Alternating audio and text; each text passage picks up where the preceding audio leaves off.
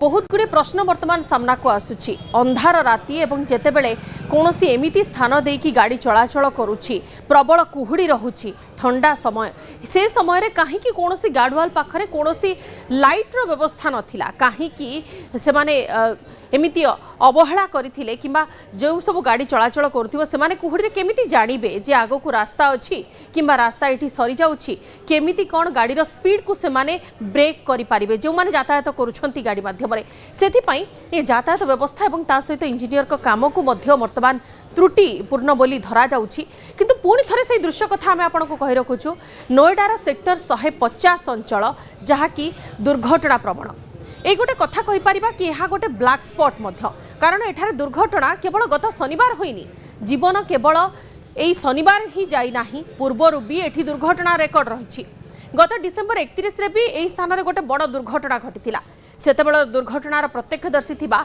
स्थानीय बासिंदा को भेटिछंती आम प्रतिनिधि। नोएडा के सेक्टर 150 में जहां युवराज मेहता की दर्दनाक मौत हुई है, ये कोई पहला हादसा नहीं है।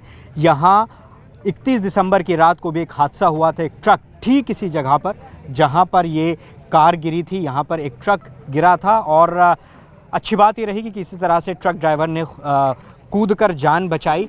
हमारे साथ अभिनव हैं जो उस वक्त यहाँ मौजूद थे, उस घटना के बारे में जानकारी दे रहे हैं। अभिनव, क्या हुआ था 31 को इसी जगह पर, थोड़ा समझा सकते हैं क्या हुआ था?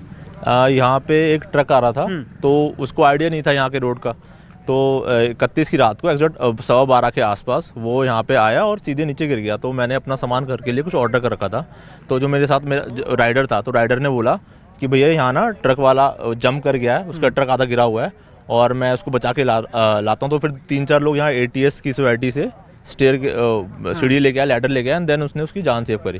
तो वो पानी में गिर गया था किस तरह से? हाँ, मतलब वो आधा ट्रक जगह की बात है, थोड़ा सा और आगे बिल्कुल एग्जैक्ट यही लोकेशन थी। उसका ट्रक जो था हाफ नीचे था और हाफ ऊपर था और वो कूद गया था, जंप कर गया था। अच्छा। हाँ, तो उसने फिर ये कोई पहला हादसा नहीं है, इस तरह के हादसे होते रहे? हाँ, होते रहे। अभी 20 डेज पहले की बात है ये। मैम, आपको यहाँ पे दिख रहा है, ये एक सीधा रास्ता है, 0 विजिबिलिटी जोन चल रहा है। पिछले 1 हफ्ते से सब बोल रहे हैं। कंपनियों ने जरूर हाइब्रिड करा है, बट हाइब्रिड करने के बाद भी कंपनियां बच्चों को फोर्स करती है कि आप ऑफिस आए और काम करें। वो बेचारा रात को गुड़गांव से वापस आ रहा है, एक तो उसको एक्स्ट्रा ऑफिस आवर्स में रुकवाया जा रहा है कि भैया काम खत्म करो फिर ही घर जाओ, क्योंकि आपके यहाँ एरिया के अंदर नेटवर्क का बड़ा इशू है, आपके साथ कनेक्टिविटी नहीं होती, यहाँ पे टॉवर्स नहीं है। यहाँ पे आप एक डेड जोन बनाने के लिए तैयार है, लेकिन टावर लगाने के लिए, नेटवर्क लगाने के लिए, टावर के लिए जमीन देने के लिए तैयार नहीं है अथॉरिटी। वो तो अच्छा है, ठीक है। ये सीधा रास्ता आ रहा है आपका, बेचारे को रात में अंधेरे में नजर नहीं आ रहा, वो ड्राइव करता करता गाड़ी यहाँ से अंदर चलेगी। अब अंदर जाने के लिए भी प्रशासन ने, अथॉरिटी ने, यहाँ के लोगों ने पूरा उसका रास्ता बना के रखा है। उससे 1 हफ्ता पहले यहाँ ट्रक गया है। आप वो जगह दिखा दो, वो जगह टूटी पड़ी है, वो जगह टूटी पड़ी है जो 1 हफ्ता पहले यहाँ ट्रक घुसा है। ट्रक के ड्राइवर को बचाने वाला भी कोई नहीं था, वो एक ब्लिंकिट वाला अपनी ड्यूटी पे जा रहा था, तो उसने आके कूद के बचा लिया उस ट्रक वाले को। देखते बोला यहाँ पे कोहरा भी था, मैंने बोला कि कोई भी इंसान नहीं कूद पाया, तो वो लाइक पुलिस वाले भी थे कि नहीं मुश्किल था। मैंने बोला मैं आपके सामने अभी कूदूंगा, अभी और बताइए कितना बड़ा पत्थर उठा के लाना है।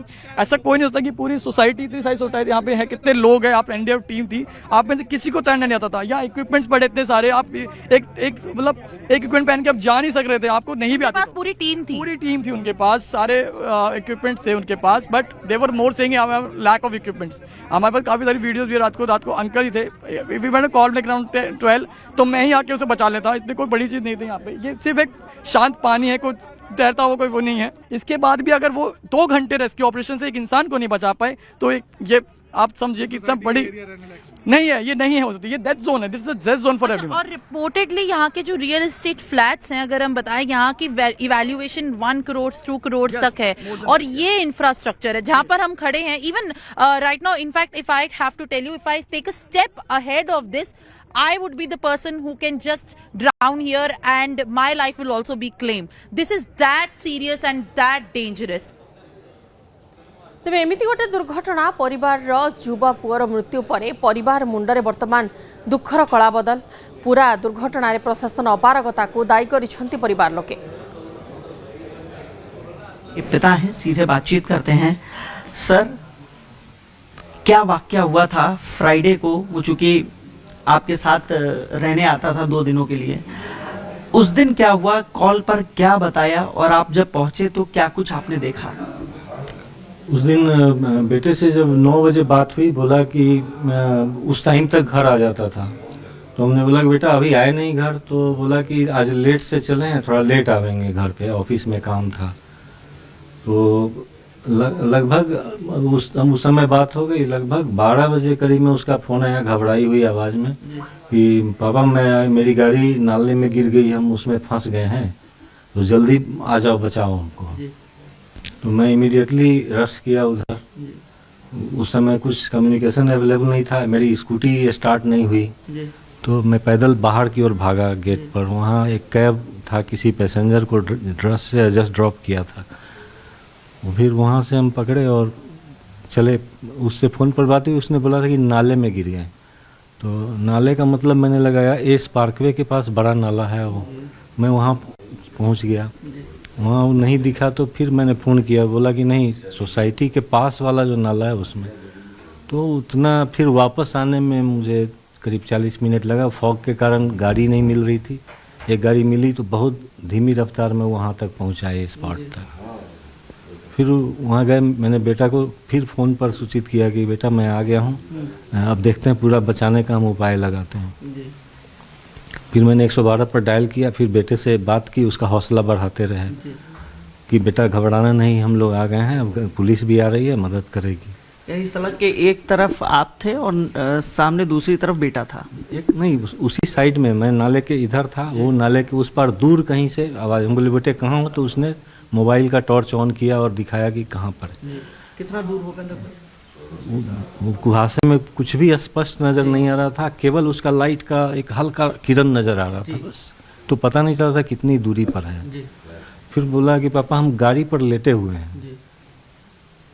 इसका मतलब वो बैलेंस बैठने से बिगड़ रहा था, तो वो लेट गया था, गाड़ी के ऊपर आ गया था, गाड़ी के अंदर से ऊपर आ गया था और स्ट्रगल कर रहा था, किसी तरह बैलेंस बना के बचने का उपाय कर रहा था। कुछ देर के बाद जब फ़ोन किया तो बोला कि पापा जल्दी बचाओ, ये गाड़ी अब डूब रही धीरे धीरे। वो मतलब अब लोअर लेवल में जा रही थी। In the meantime police आई, तो इन लोगों ने फायर ब्रिगेड को इन्फॉर्म किया, एनडीआरएफ और एसडीआरएफ को इन्फॉर्म किया।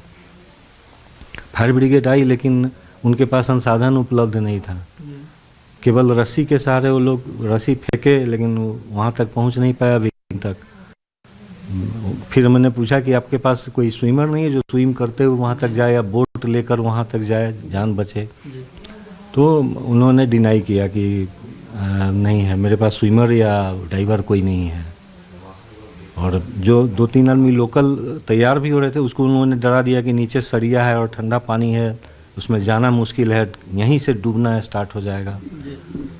तो फिर जो हिम्मत भी कर रहा था ना, वो भी पीछे हट गया वहाँ पर। और हम पागलों की तरह खोज रहे थे कि कोई तैरते हुए जाए, मुझे तैरना नहीं आता। तो हम किसी दूसरे तैराक की तलाश में थे कि मेरे बेटे को बचा ले किसी तरह। मैं हाथ जोड़े ही इधर से उधर पागलों की तरह भाग रहा था वहाँ पर। कितने घंटे ये मशक्कत चली होगी मेरे पूरी? बेटे ने 2 घंटा स्ट्रगल किया वहाँ पे। इन द मीन टाइम उन लोगों का हाइड्रोलिक वाला भी आया सिस्टम, लेकिन वहाँ से भी उन्होंने रस्सी ही फेंकी, नीचे से बोट या डाइवर नहीं गया वहाँ। अगर जाता तो बच सकता था, वहाँ तक कोई पहुँच ही नहीं पाया, केवल रस्सी फेंकते लोग रह गए और रस्सी वहाँ तक जा नहीं रही थी। तो इस तरह I have lost one of the valuable child. अब चूंकि बेटा नहीं रहा है, सरकारी मशीनरी की आपने बताया कि लापरवाही की वजह से बेटा नहीं रहा, क्या कहना चाहेंगे? मेरे बेटे की बहुमूल्य जान तो चली गई है, तो हम ये चाहेंगे कि आगे इस तरह की घटना न हो, पुनरावृत्ति नहीं हो। तो सारे प्रिवेंटिव उपाय करें और जो भी हमारे इन अधिकारियों की लापरवाही से मेरा बेटा खोया है, उन लोगों को ज़रूर अकाउंटेबल किया जाए। मतलब आप चाहते हैं कार्रवाई? बिल्कुल, कौन नहीं चाहेगा। मेरा एक बहुमूल्य लॉस ऑफ लाइफ हुआ है, निश्चित रूप से उनको महसूस जरूर कराना चाहिए कि उनसे गलती हुई है और कोई उपाय उन लोगों ने इफेक्टिव उपाय नहीं किया। शिकायत दी गई है, एफआईआर को लेकर आप कर रहे हैं, किसके खिलाफ शिकायत दी आप लोगों ने? वही अथॉरिटी के ही खिलाफ दिए हैं। बिल्डर का पहले से हमारे सोसाइटी के लोग अपोज कर रहे हैं। बिल्डर के लिए अभी आज मैंने कंप्लेन किया है कि वो लोग भी सुरक्षा का मानक का पालन करना चाहिए था उनको, जो